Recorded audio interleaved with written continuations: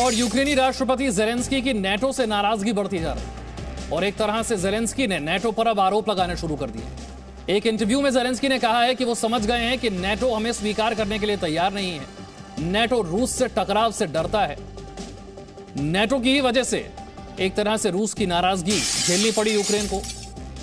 Vladimir Putin लगातार ये कहते रहे कि नेटो की मेंबरशिप के लिए यूक्रेन कोशिश ना करे, नेटो का मेंबर ना बने, लेकिन उस वक्त ज़ेलेंस्की नहीं माने।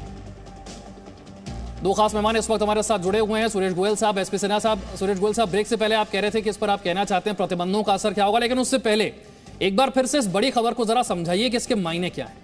नेटो ही वो बड़ी वजह है जिसकी वजह से व्लादिमीर पुतिन बार बार कहते रहे कि ये कोशिश आप मत कीजिए, बस इस कोशिश को छोड़ दीजिए, फिर कुछ नहीं होगा। लेकिन उस वक्त ज़ेलेंस्की नहीं माने। आज ज़ेलेंस्की नेटो पर यह आरोप लगा रहे हैं कि नेटो तो रूस से डरता है, टकराव से डरता है, वो हमें एक्सेप्ट ही नहीं करेगा।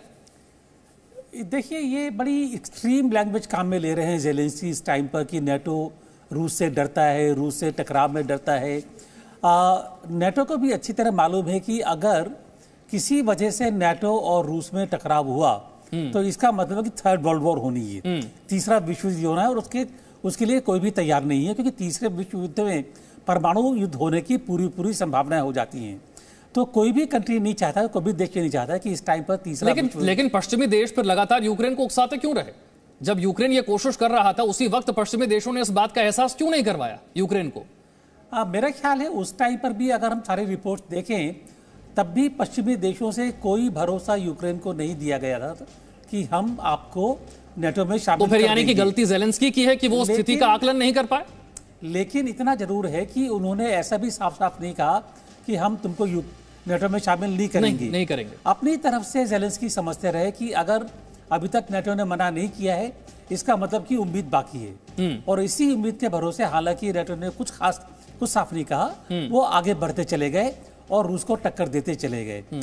और देखिए, अल्टीमेटली मैं आपको थोड़ा सा हिस्ट्री में लेके जाना चाहता हूँ कि 1991 में 1991 में जब सोवियत यूनियन टुकड़े हुए और वार्सो पैक्ट खत्म हो गया, तब भी ये बात हुई थी, जो बेकर उस टाइम पर स्टेट सेक्रेटरी थे, वो और गोर्बाचेव के बीच में बात हुई थी कि जब ये खत्म हो गया है तो अब नेटो की कोई तुक बनती नहीं है, नेटो का कोई औचित्य नहीं है और नेटो को खत्म हो जाना चाहिए।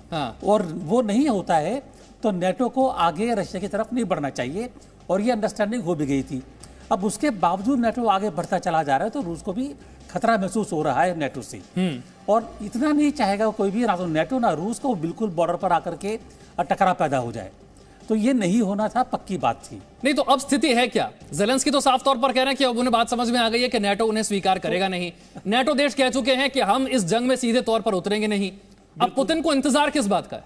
नहीं, पुतिन को इंतजार नहीं है। अब बात खाली ये कि ज़ेलेंस्की अगर यही बात साफ साफ जो बातचीत हो रही है उसमें बोल दें कि हम नेटो के मेंबर नहीं बनेंगे, हम आगे जो है ये युद्ध नहीं चाहते हैं, ये आगे हमको बस खाली शांति हो, सीज फायर हो, और उसके बाद में सिक्योरिटी के लिए हम बातचीत करेंगे, तो युद्ध खत्म हो जाएगा। लेकिन ज़ेलेंस्की ये कहेंगे नहीं साफ साफ।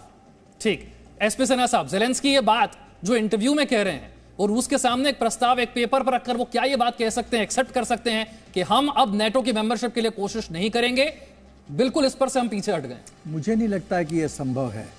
देखिए, जो जिद्दी होता है, कुछ भी कहो, एक कहावत है हरियाणा में कि 16 दूनी 8, लेकिन वो बोलता है वो मानूं तब सच कि 16 दूनी 32 होता है, जब मानूं सच तो तब होगा जब मैं मानूंगा ही नहीं। देखिए, ज़ेलेंस्की मानने के लिए तैयार नहीं है, क्योंकि वो समझते हैं कि वो पॉलिटिकली इरेलेवेंट हो जाएंगे, लोग उनको, यानी कि अगर उन्होंने ये मान लिया कि हम नेटो के मेंबर नहीं बनेंगे तो उनकी सत्ता चली जाएगी एकदम, और पॉलिटिकली इरेलेवेंट हो जाएंगे, भविष्य में भी नहीं आ सकते, और लोग उनको कावड़ कहेंगे कि डरपोक है तो मैदान छोड़ के भाग गया। तो अपना इमेज बचाने के लिए वो यूक्रेन को बर्बाद कर रहे हैं।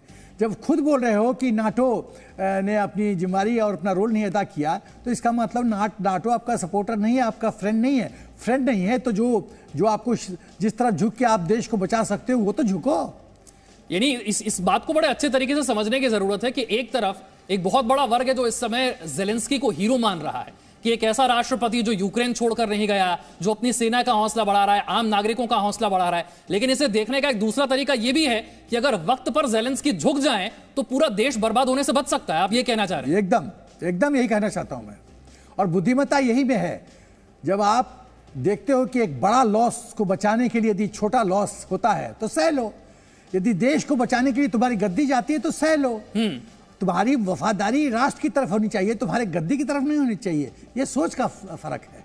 ठीक है, ज़ेलेंस्की एक तो स्थिति का आकलन ठीक से नहीं कर पाए और जब कर भी लिया अब भी वो उस चीज से पीछे हटने के लिए तैयार नहीं है। इंटरव्यू में नेटो को लेकर अपनी नाराजगी जरूर जता रहे हैं, लेकिन पुतिन के सामने कोई ठोस प्रस्ताव इस तरह का रखने के लिए वो तैयार नहीं है। युद्ध के 14वें दिन किस तरह की तस्वीरें आ रही हैं, जरा इन तस्वीरों पर एक बार नजर डालते हैं। किस तरह से अलग अलग इलाकों में यूक्रेन की तबाही मची हुई है। अलग अलग हिस्सों से लोग शहरों को छोड़कर बाहर निकल रहे हैं। बड़ी आबादी पलायन कर रही है। पुल टूटे हुए हैं, अस्थायी पुल बनाकर उन्हें बाहर निकाला जा रहा है। कई शहरों की स्थिति बेहद खराब।